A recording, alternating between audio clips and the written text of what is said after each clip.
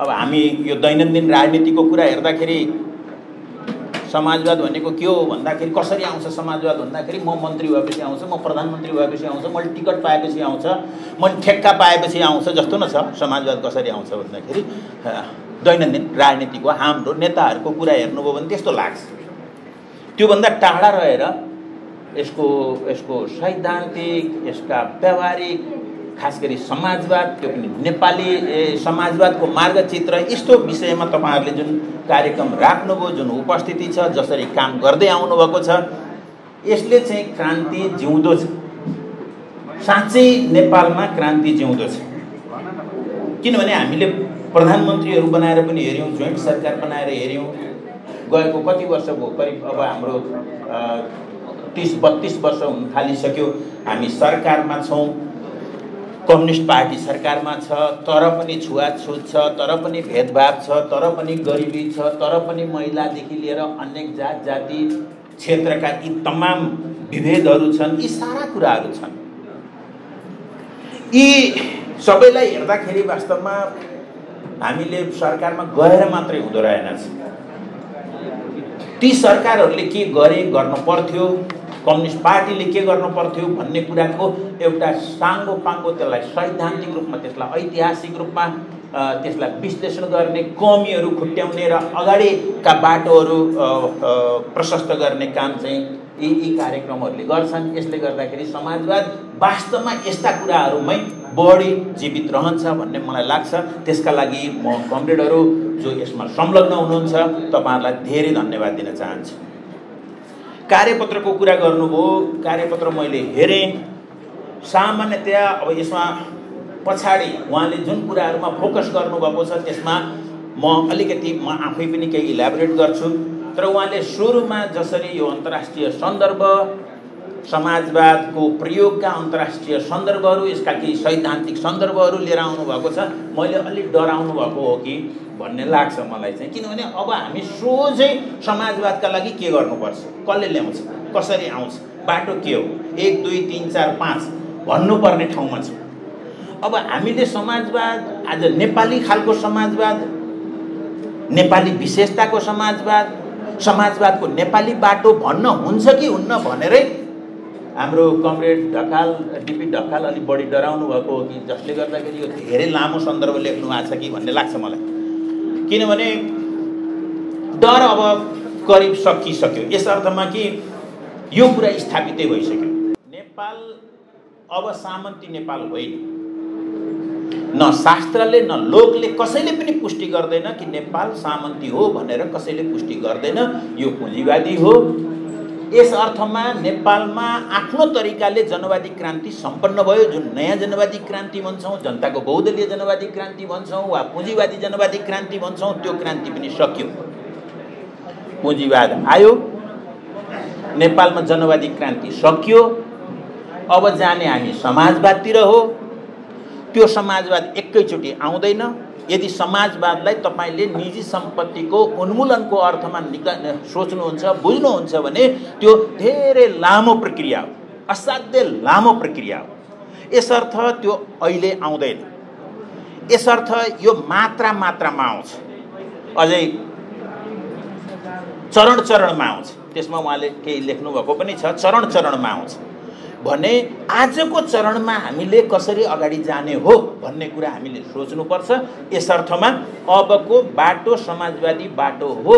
नेपालमा जनवादी क्रान्ति सकियो भनेर मैले पहिलो पटक हाम्रो नेकपा एमालेको 8औं महाधिवेशनका लागि डकुमेन्ट लेख्दा म साँच्चै डराएको थिएँ, धेरै डराएको थिएँ। क्रान्ति सकियो, 6 सालदेखि सुरु भएको नयाँ जनवादी क्रान्तिको चरण सकियो र अब अर्को चरण सुरु भयो है भन्ने कुरा त्यो लेख्दाखेरि म धेरै डराएको थिएँ। करिब 3 महिना लाग्यो मलाई त्यसमा हिम्मत जुटाउन कि यो, किनभने लोक हेर्दा, मैले अहिले भनेको छु कि शास्त्र हेर्दा र लोक हेर्दा त्यही पुष्टि हुन्छ। तर ठुल्ठुला नेताहरू के भन्दैछन् भन्दाखेरि चाहिँ सामन्ती सत्ताका विरुद्ध लड्ने कुरा गर्दैछन्, जनताको बहुदलीय जनवाद त्यही भन्छ, माओवादी जनयुद्ध त्यही भन्छ हैन, 21औं शताब्दीको जनवाद त्यही भन्छ। यत्रा ठुला नेताहरू त्यसो भन्दैछन्। अनि म बबुरोले यो भन्दाखेरि के हुन्छ हालत भन्ने कुरामा म साँच्चै त्रस्त थिएँ। तर 8औं महाधिवेशनमा हामीले पेश गर्यौं। पेश गरेपछि त्यसमा खासै धेरै प्रतिक्रियाहरू आएन। एउटा कुरा अब विश्वस्त भइयो कि एमाले भित्र यो कुरा, यसको प्रतिक्रिया, यसमाथिको कुनै खण्डन आउँदै छैन भन्ने कुरा देखियो।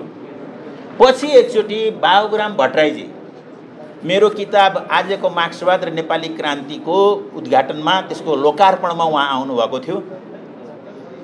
उहाँले त्यतिखेरसम्म माओवादी केन्द्र विद्रोहकै कुरा गरिराखेका थियो। जहाँ जान्थ्यो मनमा विद्रोह राख्ने, मुखमा शान्तिको कुरा गर्ने भन्थ्यो। उहाँले त्यही एङ्गलबाट कुरा गर्नुभयो। मेरो कुराहरूको मतलब सामान्यतया मेरा निष्कर्षहरूको उहाँले खण्डन गर्नुभयो, केही प्रश्नहरू उठाउनुभयो, जुन प्रश्नहरू मैले वास्तवमा त्यो किताबमै लेखिसकेको थिएँ। Baburam Bhattarai politico economic rationale of people's war लेख्ने मान्छेले खण्डन गर्न नसकेपछि अब यी कुराहरू करिब करिब स्थापित भयो होला भन्ने लाग्यो र मलाई त्यो कार्यक्रम पछाडि अलि हिम्मत आयो कि भाइ हामी ठिकै कुरा गर्दैछौँ भन्ने लाग्यो। पछि अलिकति डर बाँकी थियो कमरेड प्रचण्डको। उहाँले हेटौडा कङ्ग्रेसमा गएर उहाँले एउटा प्रस्ताव पेश गर्नुभयो, प्रतिवेदन थियो र त्यो प्रतिवेदनमा एक लाइन लेख्नुभयो उहाँले कि नेपाली समाज हिजोको जस्तो अर्धसामन्ती र अर्धौपनिवेशिक छैन भन्ने एक लाइन लेख्नु भएको छ। त्यसो भएपछि वास्तवमा डर चाहिँ सकियो र त्यस पछाडि पनि यो दौरानमा भनेको त्यहाँदेखि अहिलेसम्म करिब करिब यो 15 वर्ष अझ योभन्दा बढी हामीले यो विषयमा धेरै छलफल गरिसकेका छौँ। बरु मैले एकचोटि कमरेड धर्मेन्द्रलाई यी साहित्यहरू हेर्नका लागि, विचार गर्नका लागि अनुरोध गर्छु। त्यसो भयो भने हामी, किनभने यत्तिकै हामीले भनेर मात्रै, चाहेर मात्रै भावनाको कुरा गरेर, अहिले माधव कमरेड भन्दै हुनुहुन्थ्यो, भावनाको कुरा गरेर मात्रै हुँदैन। यसलाई विज्ञानले, समाज विज्ञानले पुष्टि गर्न सक्दैन भनेदेखि हाम्रा जस्तासुकै क्रान्तिकारी कुरा पनि, जतिसुकै राम्रा कुरा पनि दर्शनशास्त्रमा थेसिस अन फायरबाख केही नोटहरू छन् मार्क्सका, त्यो दार्शनिक हिसाबले यस अर्थमा महत्त्वपूर्ण छ। खास गरी हेगेलसँगको बहसमा, विवादमा उहाँले त्यहाँ लेख्नुहुन्छ, ए हेगेल गुरु, तिमीले भनेका कुरा सबै राम्रा होला, असल होला, ठिक होला, तर ती असल हुन्, ठिक हुन् भन्ने कुरा कहाँ पुष्टि गर्छौ? आकाशमा कि धरतीमा? तिमीले धरतीमै गर्ने हो नि यहीँ आऊ, होइन आकाशमै तिमीले ठिक र गलत पुष्टि गर्ने हो भने त्यससँग यो संसारको, दिनचर्याको, मानव जीवनको इतिहासले सरोकार राख्दैन है भन्ने मार्क्सको बडा गहिरो एउटा दार्शनिक एउटा नोट छ। यस हिसाबले नै मैले भन्छु कि यो क्रान्ति भनेको मान्छेको जीवन बदल्ने कुरा हो। भावना, कल्पना मात्रै बहकिने कुरा चाहिँ होइन। भावना हुन्छ क्रान्तिमा, भावना हुन्छ जीवनमा, तर स्वयं त्यो भावनाले जीवनलाई हेर्छ कि हेर्दैन, त्यो जीवनसँग कतिको सम्बन्धित छ भन्न सकिएन भने क्रान्तिको कुरा, क्रान्तिको कविता मात्रै हुन्छ, क्रान्तिको अभिलाषा मात्रै हुन्छ। त्यस अर्थमा अब म यो कार्यपत्रका लेखक कमरेड डिपी ढकाललाई के भन्छु भने, तपाईँ यो लामो भूमिका नबाँधिकन र म हाम्रो ज्ञान केन्द्रको साथीहरूलाई बरु यो शीर्षकमा 1 दिन 2 दिन होइन, केही हप्ता चलाउनुहोस्, बहस चलाउनुहोस्, खुल्ला बहस चलाउनुहोस्, अलि व्यवस्थित बहस चलाउनुहोस्। त्यसो भयो भने हामी अलि चाँडै निष्कर्षमा पुग्छौँ होला भन्ने मलाई लाग्छ। यति भनिसकेपछि अब म चाहिँ खास गरी नेपालमा आजको चरणको, मैले अघि भनिसकेको छु कि नेपालमा समाजवाद चरण चरणमा आउँछ। यो जहीँ पनि त्यस्तै हो। फेरि हिजो सोभियतसम्म पनि त्यस्तै आएको थियो। 36 भन्दा अगाडिको एउटा चरण हो, एकदम ब्रोडली भन्दाखेरि त्योभन्दा पछाडिको अर्को चरण हो। अब यो चीनको कुरा गर्ने हो त त्यहाँ कतिवटा चरण भइसके, करिब करिब हरेक जसो महाधिवेशन एउटा चरण हुन्छ। अहिले सी जिनपिङको 2टा शताब्दी योजना, 2 सेन्टेनरिज भन्छन् उनीहरूले, चाहिँ 2टा शताब्दी स्तरका योजना भनेर उनीहरूले 15-15 वर्षका 20 देखि 35 सम्म एउटा र 35 देखि 49-50 सम्मको एउटा भनेर चरण भनेका छन्, जसमा पहिलो 15 वर्षमा हामीले यसलाई मोडरेटली परस्परस बनाउँछौँ, यसलाई राम्रो गरी एउटा मध्यम स्तरको समुन्नत चीन बनाउँछौँ र दोस्रो चरणमा हामीले यसलाई हरेक हिसाबले समृद्ध समाजवाद बनाउँछौँ भनेर लागेका छन् र चीनका सम्पूर्ण योजनाहरू त्यस हिसाबले केन्द्रित छन्। यसको अर्थ अबको करिब 28 वर्षपछि उनीहरूको योजना अनुसार चीन समाजवादी बन्छ भन्ने हो। यो चीनको क्रान्ति सम्पन्न भइसकेको, जनवादी क्रान्ति सम्पन्न भइसकेको 100 वर्ष पछाडि मात्रै उनीहरूका समाजवाद आउँदैछ। यो एउटा लामो व्यावहारिक प्रक्रिया हो, यो काल्पनिक कुरा होइन। चीनियाहरूले 49 मा क्रान्ति गरे, करोडौँ हातहरू भन्नुहोस् न, क्रान्ति गर्दा कति थिए? 60-70 करोड, यस्तै 60 वा 70 करोड चाहिँ चिनियाहरू थिए।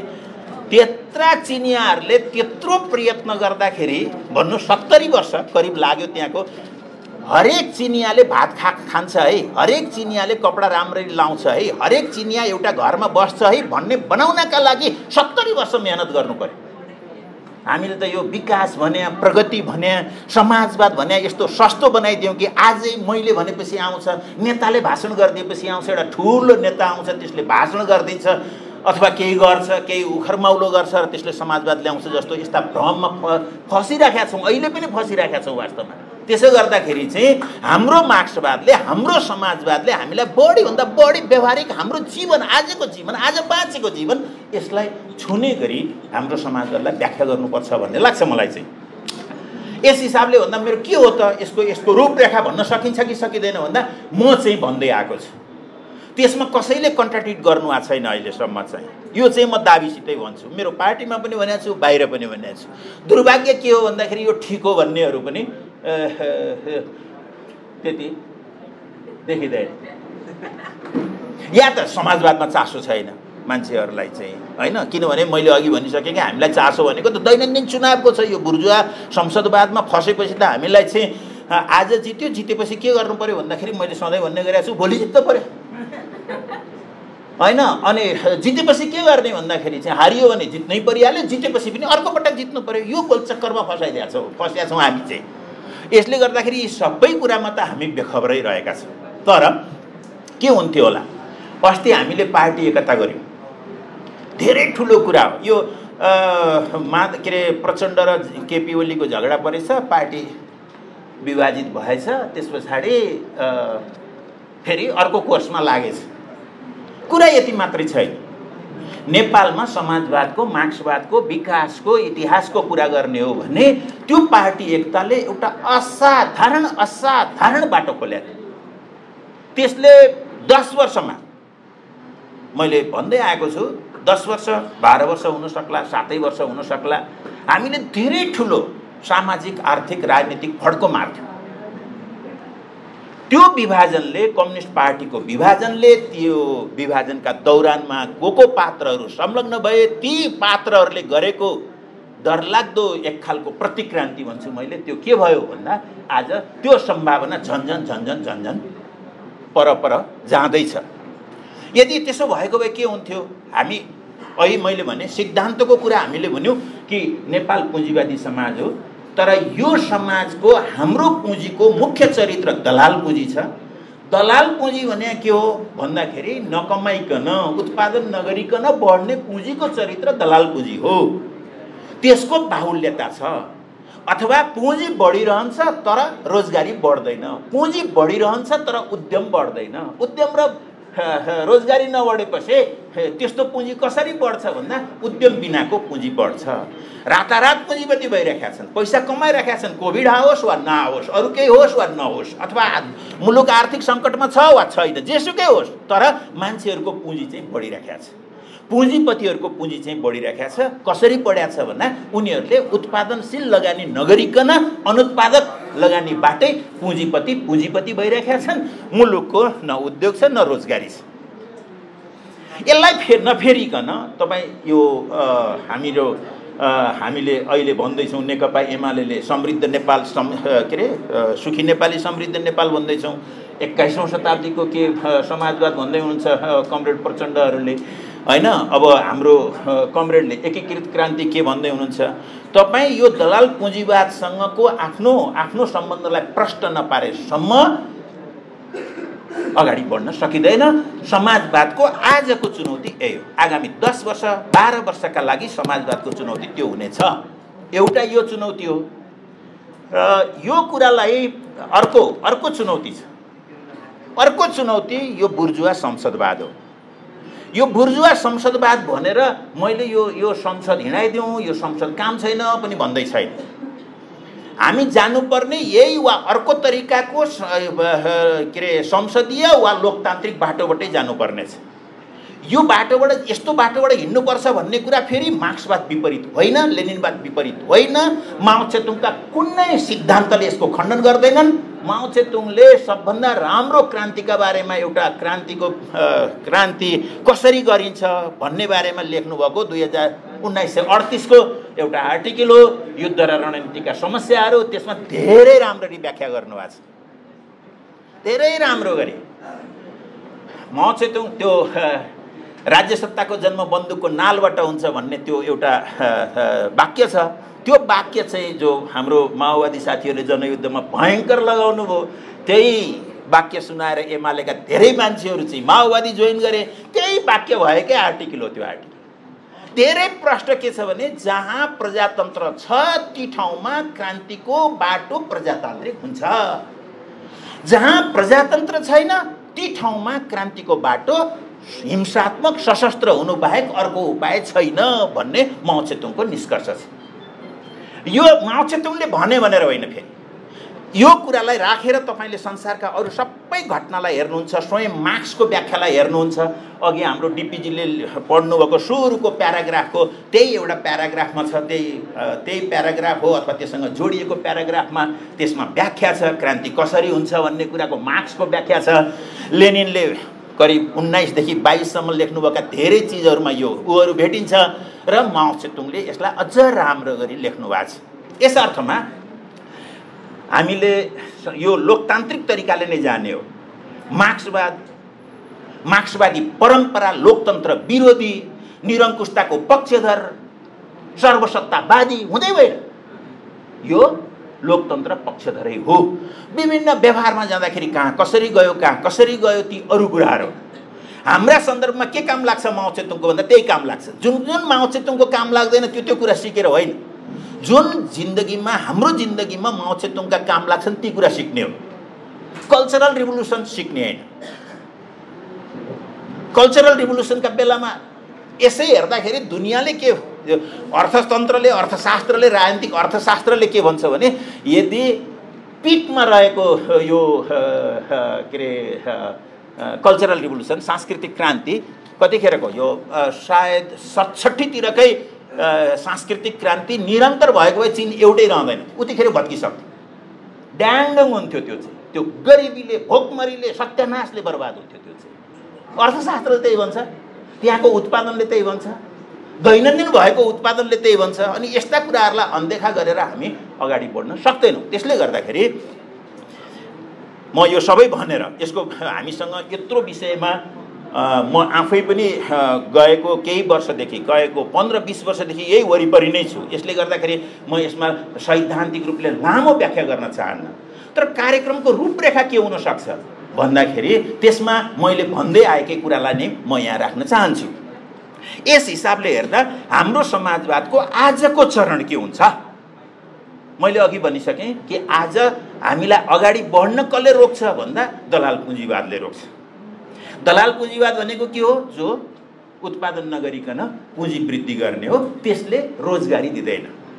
एक लाइनमा भन्ने हो भने म त अझै के भन्ने गरेको छु, भन्न थालेको छु अहिले भन्दाखेरि, जुन दिन यो नेपालीका छोरा, यो नेपालीका छोरीको अन्तिम किस्ता, अन्तिम जहाज त्यो अरब दुनियाँबाट र मलेसियाबाट हाम्रा अन्तिम छोराछोरीहरू, हाम्रा अन्तिम कामदार छोराछोरीहरू बोकेर जुन दिन हाम्रो प्लेन यो त्रिभुवन विमानस्थलमा ल्यान्ड गर्छ, त्यस दिन क्रान्तिको पहिलो चरण, हाम्रो समाजवादी क्रान्तिको पहिलो चरण त्यस दिन पुरा हुन्छ।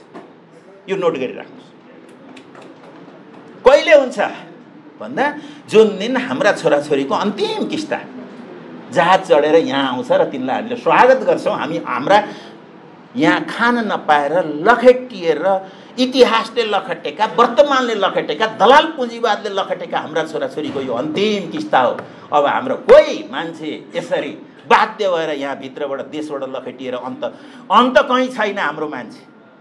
तुलनात्मक लाभ हेरेर कहीँ गएका छन् भने हुन सक्छन्, ती अझै धेरै हुनेछन्। त्यतिखेर चाहिँ हाम्रा मान्छेहरू यहाँभन्दा बढी तलब पाइन्छ भनेर, योभन्दा राम्रो जिन्दगी पाइन्छ भनेर, योभन्दा राम्रो हैसियत हुन्छ भनेर, राम्रो अध्ययन गर्नका लागि अझै धेरै विद्यार्थीहरू हाम्रो छोराछोरीहरू होलान्। तर पेट पाल्नका लागि यहाँबाट लखेटिएर काम नपाएर विदेश जाने मान्छेहरूको अन्तिम किस्ता नेपालमा ल्यान्ड गर्दाखेरि त्यो चाहिँ हाम्रो समाजवादी क्रान्तिको त्यो करिब कमरेडलाई स्वागत छ। त्यही पछिल्लो लाइन दोहोऱ्याए, जुन दिन हाम्रो छोराछोरीहरूको अन्तिम किस्ता बाध्य भएर बाहिर गएर काम गरिरहेका छोराछोरीहरूको अन्तिम किस्ता फर्किन्छ, त्यस दिन पहिलो चरण यो 10 देखि 12 वर्ष लाग्न सक्छ। राम्ररी काम गर्ने हो भने 10 देखि 12 वर्षसम्म हुन सक्छ। यसको सार यही हो। ल यसको आर्थिक सार यही नै हो। यसलाई एक्सप्लेन गर्ने हो, यसलाई व्याख्या गर्ने हो, यसलाई अब कसरी लागू हुन सक्छ भनेर प्रोग्राममा राख्ने हो। यति मात्रै पनि हैन, प्रोग्राममै पनि के हुन सक्छ त भन्दा 1 2 3 4 5 यसको साइन पोस्टहरू के हुन्छन् त? हाम्रो प्रोग्रामको साइन पोस्टहरू के हुन सक्छ भन्दा पहिलो त कृषि नै हो। कृषिमा अहिले पनि कति छ? करिब 55-60% जनसङ्ख्या कृषिमा अल्झिराखेको छ, जसले नेसनल इकोनोमीमा 23% मात्रै योगदान गरिराखेको छ। यो ठाउँमा हामीले यो श्रमलाई, अनि त्यो कृषिको हालत कस्तो छ भन्दाखेरि सामान्यतया कृषिका नाममा बदमासी गर्ने दलाल पुँजीपतिहरू नै छन् भनेदेखि तिनीहरू केही फाइदामा पनि होलान्, चलेका पनि होलान्। तर जसले सामान्यतया कृषि गरिराखेको छ त्यो कृषिको श्रम उठाउन सक्दैन, कृषिको लगानी उठाउन सक्दैन। उहाँ बहुत मुस्किल छ र बहुत बडा एकदम झन्झटिलो बडा कठिन जिन्दगीमा बाँचिराखेको छ। यत्रो जनसङ्ख्यालाई हामीले कृषिमै थुपारेर समाजवादतिर जान सकिँदैन। यसले गर्दा पहिलो काम हामीले कृषिका क्षेत्रमा क्रान्ति नै हो। हाम्रो अर्थमा कृषिको क्षेत्रमा क्रान्तिको नारा के हुन सक्छ भन्दा मलाई लाग्छ, म आफै कृषि मन्त्री भएर पनि हेरेँ, मैले त्यो खालको प्रोग्राम पनि तयार गरेँ, दुर्भाग्यले त्यो अर्कै भयो। त्यो के हुन सक्छ भन्दा कुनै पनि कृषिमा 8 घण्टा श्रम गर्ने कुनै पनि परिवार, कृषिमा काम गर्ने कुनै पनि परिवार जसले 8 घण्टा काम गर्छ, दैनन्दिन काम गर्छ भने त्यसले आफ्नो खान, लाउन, बस्न, छोराछोरी पढाउन, आवश्यक पर्दाखेरि सानोतिनो औषधि उपचार गर्न सक्ने हैसियत कृषिमा काम गर्ने मान्छेको बनाउनुपर्छ। यो बनाउन सकिन्छ कि सकिँदैन? बनाउन सकिन्छ। बनाउन राज्य नै लाग्नुपर्छ। निजी क्षेत्र भन्दै यो कुरा हुने कुरा होइन, कहीँ भएको छैन। फेरि कहीँ भएको छैन। कृषिको संरक्षण नगरिकन कहीँ पनि कृषि विकास भएको छैन। यसले गर्दा हामी यो कुरामा प्रष्ट हुनुपर्छ र त्यो कार्यक्रम बनाउन सकिन्छ। कृषिमा हामी यसरी जाँदाखेरि मात्रै कृषिको व्यावसायीकरण, कृषिको आधुनिकीकरण, कृषिको यो कमर्सियलाइजेसन, यी सबै कुरा त्यस अन्तर्गत हुने कुराहरू हुन्। पहिलो कृषिमा हामीले ध्यान दिनुपर्छ। दोस्रो उद्योगको क्षेत्रमा उत्पादनमूलक उद्योगहरूलाई हामीले जिम्मा लिन्छौँ र दुनियाँलाई भनिदिनुपर्छ हाम्रो राष्ट्रिय पुँजीपति हो। ती राष्ट्रिय पुँजीपति हुन् जसले त्यहाँ लगानी गर्छन्, जसले रोजगारी सिर्जना गर्छन्, जसले मुलुकको वैभव बढाउँछन्, तिनीहरूलाई हामीले भनिदिनुपर्छ उत्पादनमूलक कुनै पनि उद्योग राज्यका कारणले, राज्यका नीतिका कारणले, राज्यको संरक्षण नपाएर बर्बाद हुँदैन, उद्यम मर्दैन। किनभने एउटा उद्यम मर्ने भनेको बहुत ठुलो कुरा हो, त्यसले रोजगारी मार्छ। त्यो रोजगारी मर्दाखेरि धेरै कुरा यसको चेन इफेक्ट हुन्छ, धेरै कुरा मर्छ। यसले गर्दाखेरि उत्पादनमूलक उद्योगको हामीले सुरक्षा गर्छौँ भनेर हामीले आफ्नो कार्यक्रम उद्योगका सन्दर्भमा सुरु गर्नुपर्छ। त्यसलाई हेरेर हाम्रो पर्यटन र ऊर्जालाई हामीले व्यवस्थित गरेर जानुपर्छ। यी 3टा कुराहरू हुन्। चौथो कुरा भनेको अनिवार्य, गुणस्तरीय शिक्षामा सबैको पहुँचलाई हामीले ग्यारेन्टी गर्नुपर्छ। यो काम गर्न हामीलाई 10 वर्ष जति लाग्छ। आजको भोलि एउटा प्रधानमन्त्रीले स्टेटमेन्ट जारी गरिदिएर हामीले घोषणापत्र चुनावमा घोषणापत्र लेखेर यो चाहिँ सम्भव छैन। एउटा यो सम्पूर्ण सत्ता राज्य समाज पार्टी सबै लागेर जाने हो भनेदेखि हामीले त्यो गर्न सकिन्छ। हामीले अहिले नै निजी शिक्षाको उन्मूलन गर्न सकिँदैन, तर निजी स्तरको सबै सुविधाहरू सार्वजनिक स्कुललाई पुर्याउने कुरा मात्रै हुन सक्छ यो 10 वर्षमा। यो पनि बेकार कुरा हो कि आज हामीले फ्री गरिदिन्छौँ सबै निजीलाई हटाइदिन्छौँ भनेर भन्ने कुरा ढाँट्ने कुरा हो। यो रियलिटी के हो भने सम्पूर्ण शक्तिका साथ एउटा क्रान्तिकारी स्थिर सरकार भयो भने हामी 10 वर्षमा हामी निजी र सार्वजनिकको शिक्षाको स्तरलाई एकै खालको बनाउन सक्छौँ। यो पहिलो चरणको कामको कुरा गर्दैछु मैले चाहिँ। स्वास्थ्यमा पनि गुणस्तरीय शिक्षामा स्वास्थ्यमा हामीले त्यसै गरी राज्यले जिम्मा लिन्छ। राज्यले जिम्मा लिन्छ भनेको सबै जनतालाई। आज 4 कोस हिँडेर आयो भने सिटामोल पाउँछौ भनेर राज्यले सुख पाउँदैन। आज हाम्रो कानुनले त्यस्तै गरेको छ। संविधानमा स्वास्थ्य सबैको पहुँचमा हुन्छ भनेका छौँ, तर त्यो संविधानको व्याख्या हामीले कानुनमा के गरिदियौँ भन्दाखेरि हाम्रा स्वास्थ्य चौकीहरूमा पाइन्छ। स्वास्थ्य चौकी कतिखेर 3 घण्टा 4 घण्टा 5 घण्टा हिँडेर आएर पाइन्छ। के पाइन्छ भन्दाखेरि चाहिँ सिटामोल पाइन्छ, कहिलेकाहीँ सिटामोल पनि पाइँदैन। यो अवस्थालाई अन्त्य गर्छौँ हामीले चाहिँ। यो 10 वर्षभित्रमा यो हालत हामीले अन्त्य गर्छौँ र हामी राम्रो आजको नेपाली स्ट्यान्डर्डको त्यो सुविधा जुम्लाको गाउँमा पनि हुन्छ, तराईका दलित गाउँमा पनि हुन्छ भन्ने कुरा आगामी 10 वर्षमा हामीले पुर्यायौँ भने समाजवादका लागि एउटा ठुलो धेरै ठुलो हाम्रा असाधारण भाषणहरूभन्दा असाधारण प्रशिक्षणहरूभन्दा त्यो असाधारण रूपले ठुलो कुरा हुनेछ। हामी यसरी जान्छौँ। यति गरिसकेपछि हामीले ख्याल गर्नुपर्ने कुरा के छ भने जुन गएको 70 वर्ष हाम्रो राजनीतिको एउटा प्रवृत्ति भनेको अस्थिरताको प्रवृत्ति हो। हामी अस्थिर भइराखेका छौँ। अस्थिरतालाई हटाउनका लागि राष्ट्रिय रूपमा हामीले के सङ्कल्प गरेर जानु पर्यो र अरू तमाम नीतिहरू बनाउनु पर्यो भने यसमध्येको सेन्ट्रल पोलिसी हाम्रो मुख्य नीति शान्ति क्षेत्रको घोषणा गर्नु।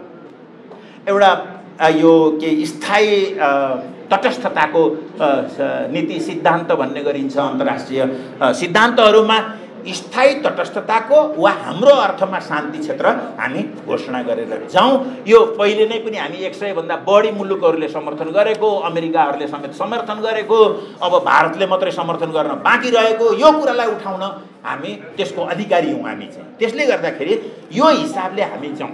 यसरी शिक्षा कृषि उद्योग पूर्वाधार त्यो खास गरी यो ऊर्जा र पर्यटनका पूर्वाधारहरू शिक्षा र स्वास्थ्य र विदेश नीतिमा यी कुराहरू हामीले नीति बनाएर जाउँ। यो चाहिँ आजको अझै मार्गचित्र तपाईले जुन भन्नुभएको छ यो नेपाली मार्गचित्र आजको इमिडिएट तात्कालिक नेपाली समाजको समाजवादको मार्गचित्र यही हो। यो भन्दा बाहेक केही हो भने छलफल गरौँ। म पटक पटक भन्दैछु यो भन्दा बाहेक केही हुन्छ भने छलफल गरौँ। हुन्न भने हाम्रो विकासको गफलाई कहिले रेलको कुरामा, कहिले पानी जहाजका कुरामा, कहिले भ्यू टावरका कुरामा पपुलिस्ट बनाएर विकासको बहसलाई हामीले बिगार्यौँ। हामी त्यता जाने होइन। हामी यहाँ मान्छेको कुरा गर्ने। हाम्रो विकासमा मान्छे हुनु पर्यो, त्यहाँ नेपाली हुनु पर्यो, नेपाली अवस्था हुनु पर्यो। यो सबै कुरा छोडेर आकाशमा उडेर हामीले हाम्रो समाजवाद निर्माण गर्न सक्दैनौँ। यो गर्न सक्दा दोस्रो चरणमा हामी हाम्रो भूमिलाई क्रमशः सार्वजनिक स्वामित्वतर्फ लैजान सक्छौँ। अहिले यो सम्भव छैन। तपाईले कृषिको उत्पादन भन्दा अन्यत्रका उत्पादनबाट अरू कामबाट उत्पादन गरेर तपाईँ राम्रो जिन्दगी पालिन सक्नुहुन्छ भन्ने कुराको ग्यारेन्टी नगरिकन भूमिलाई राष्ट्रियकरण गर्ने भन्नुभयो भनेदेखि त्यो लागू नहुने कुरा हो।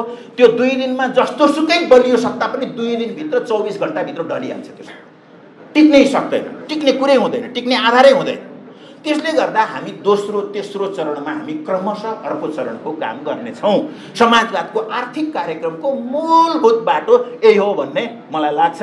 म लेखक हाम्रो कमरेड प्रचण्ड हुनुहुन्छ, अरू साथीहरू हुनुहुन्छ, तपाईँहरूसँग यो प्रस्ताव राख्छ। योभन्दा बाहेक अरू केही हो भने भन्नुहोस् है, छलफल गरौँ है, यहाँ छलफल गरौँ, यो विषयमा छलफल गरौँ। म यो आह्वान गर्छु। यो पनि कुरा हामीलाई गाह्रो छैन। हामी अहिलेका पार्टीहरूलाई यो कार्यक्रम बनाऊ भन्यो भनेदेखि त्यसमा गाह्रो छैन, तर कसले गर्छ यो काम भन्ने कुरा चाहिँ हामीलाई गाह्रो कुरा हो। यो खुट्याउन चाहिँ हामीलाई गाह्रो कुरा छ, कसले गर्छ यो काम। किन गर्नका लागि त्यस्तो केही हुनका लागि त त्यसको पात्र चाहिएला, त्यसको कर्ता चाहिएला। कर्ता को? व्यक्ति हुन्छ, यो मुख्य सचिव हुन्छ, कर्मचारीहरू हुन्छन्, विदेशी सहयोग हुन्छ, कन्सल्टेन्सी हुन्छ, वा के हुन्छ त्यसको चाहिँ ऊ चाहिँ के हो, त्यो बाटो के हो भन्दा त्यो बाटो पार्टीलाई मिनिमाइज गरेर अहिले कस्तो गराउँदैछौँ हामीले हाम्रो सङ्गठन भनेको। यो खास गरी मैले यो बुर्जुवा संसदवादको कुरा गर्दै थिएँ। यो बुर्जुवा संसदवादले के गरिदिन्छ भन्दाखेरि चाहिँ मान्छेलाई यस्तो एउटा रणभुल्लमा, यो ट्रायल एन्ड इररको एउटा यस्तो रणभुल्लमा यसले चिम्त हालिदिन्छ कि त्यो मान्छे केही गर्नै सक्दैन। सांसद चाहिँ केही पनि गर्दैन, मन्त्री चाहिँ केही पनि गर्दैन, प्रधानमन्त्री चाहिँ केही पनि गर्न सक्दैन। किनभने त्यसलाई हर बखतको चिन्ता भनेको चुनावदेखि चुनावसम्म होला। चुनावदेखि चुनाव बाहेक अरू केही गर्नै सक्दैन त्यसले चाहिँ, किनभने व्यक्ति चुनिन्छ। यसको सिद्धान्त के हो यो लिबरल थियोरीको भन्दाखेरि, यो पार्लियामेन्ट्री डेमोक्रेसीको यो सिद्धान्त के हो भने मान्छे समाजले असल मान्छे चुन्छ, त्यसो गर्दा धेरै प्रतिनिधिहरूमध्ये एउटा असल मान्छे चुन्छ भन्ने मात्रै यसको सिद्धान्त हो। अनि असल चुनिएन भने के हुन्छ भन्दा अर्कोचोटि समाजले ठिकठाक पारिहाल्छ, असल त कुनै न कुनै दिन ल्याइहाल्छ। अनि अर्को दिन फेरि यस्तै इरनेट ट्रायल भइरहन्छ। सधैँभरि इरनेट ट्रायल, यो निरन्तर यस्तै ट्रायल एन्ड इरर चलिरहने यो अनन्त प्रक्रियामा यो बुर्जुवा संसदवादले मान्छेलाई हुल्दिन्छ। त्यस पछाडि चाहिँ एकचोटि सांसद भयो, सांसद भएपछि चाहिँ अनि अर्को पटकको सांसद हुनु पर्यो। फेरि अर्को पटकको सांसद हुनु पैसा कमाउनु पर्यो।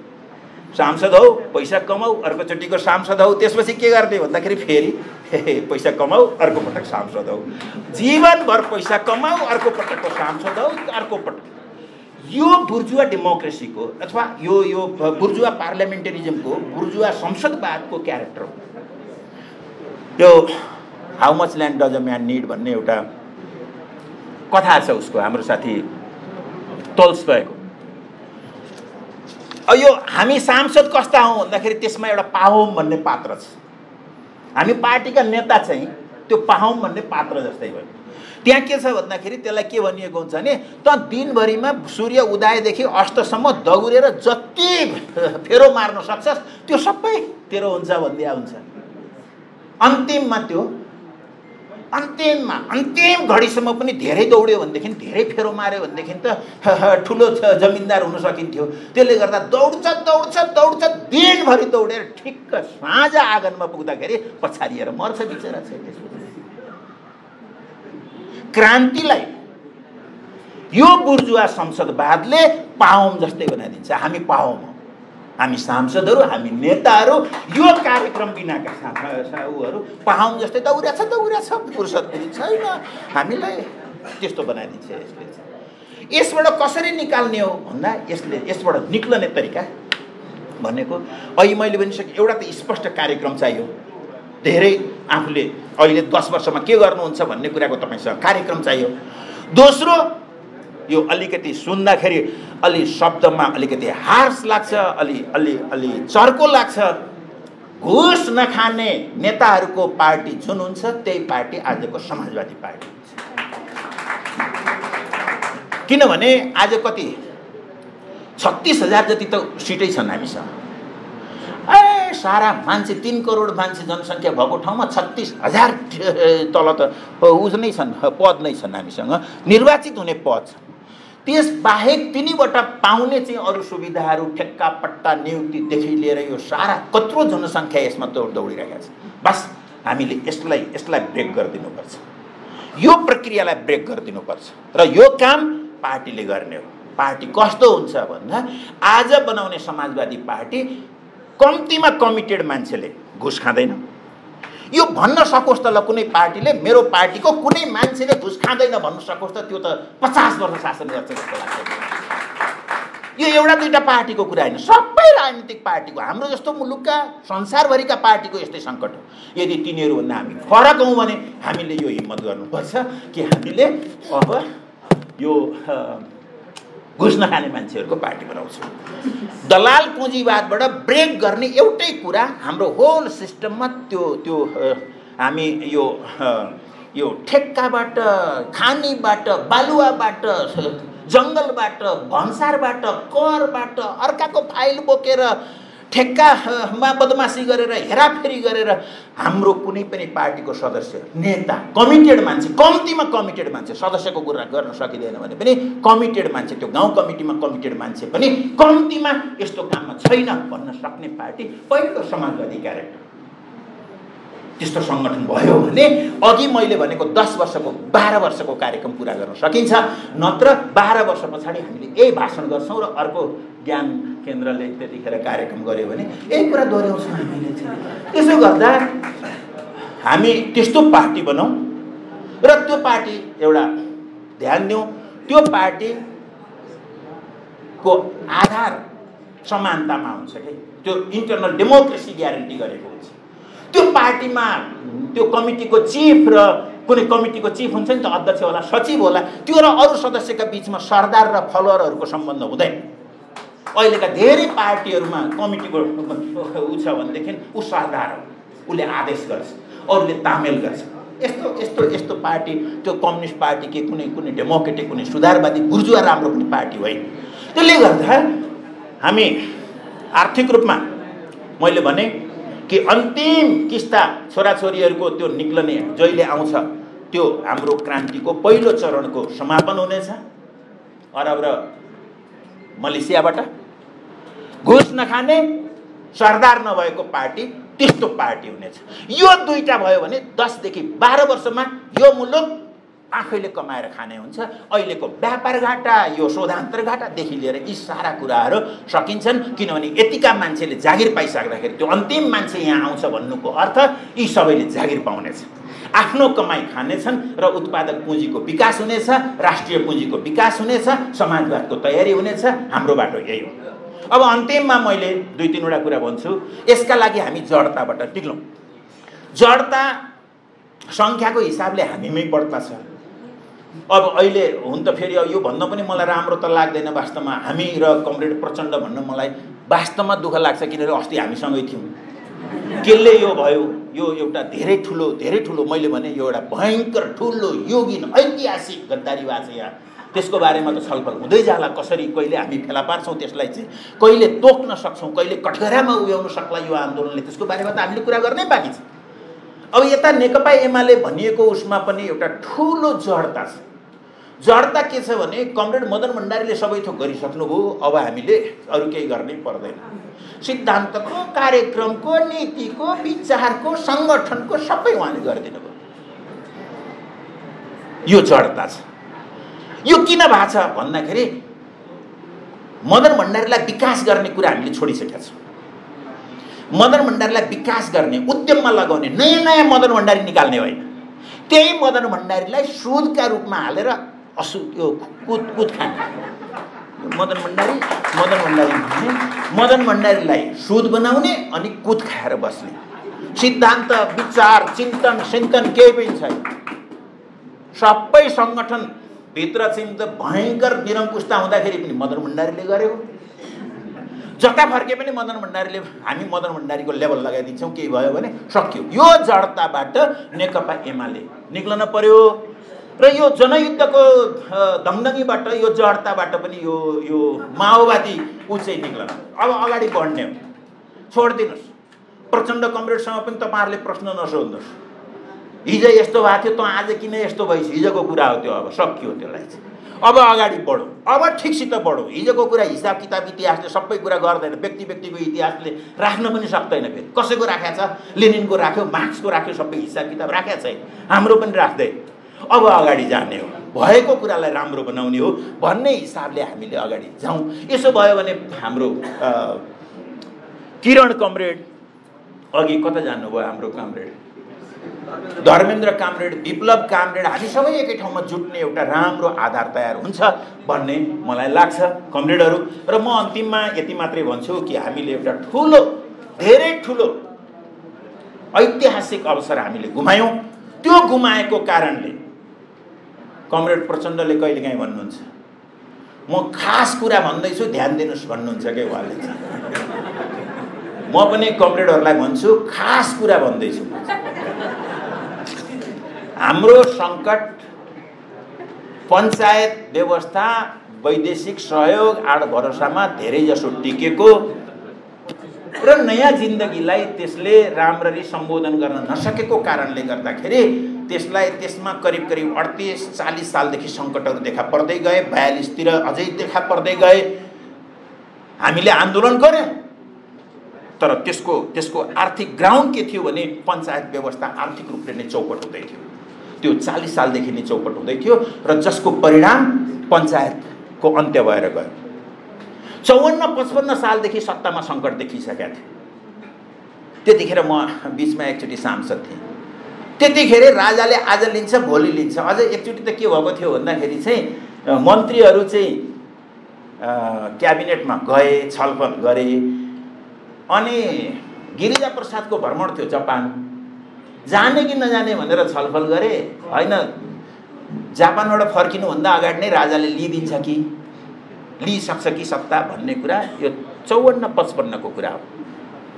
राधाकृष्ण मैनालीले क्याबिनेटबाट फर्केर त्यहाँ भएको छलफल मलाई बताउनु भएको थियो।